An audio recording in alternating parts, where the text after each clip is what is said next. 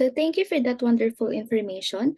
And now I'm going to discuss to you the part of the lungs. But before that, let me introduce myself. Hi, I'm Reid Marshall Di Cabalsa from BSN 1D. So let's dive and learn more about the parts of the lungs. These are the part of the lungs. As you can see here, we have the larynx, the primary bronchi, the secondary bronchi, the tertiary bronchi, the bronchioles, the cardiac notch, also is the alveolar duct, the alveoli, and the trachea. So as you can see here, this is the trachea, and the trachea is the windpipe, also known as the tracheobronchial trunk. So as you can see here, based on the picture, it extends from the larynx to the thorax. And the primary function of our trachea is to transport air into and out of the lungs. And it is very important because it provides a reliable pathway for oxygen to enter the body because it is a stiff and flexible tube. So this is the trachea.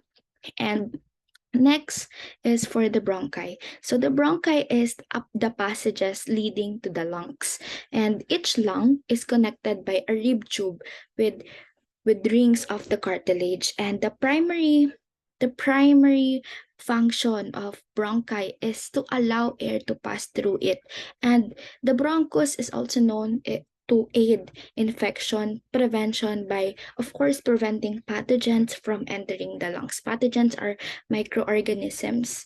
So bronchus is really an important part of the lungs. So bronchioles are smaller tubes that branch off the bronchi, and the bronchiole's primary function is, as I've said earlier, is to allow air to pass through. And the next one is the alveoli. This is the alveoli.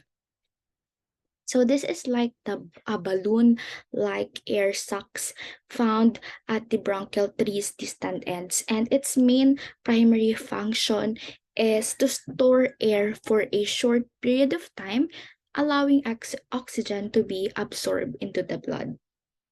So let us know more about the parts of the lungs.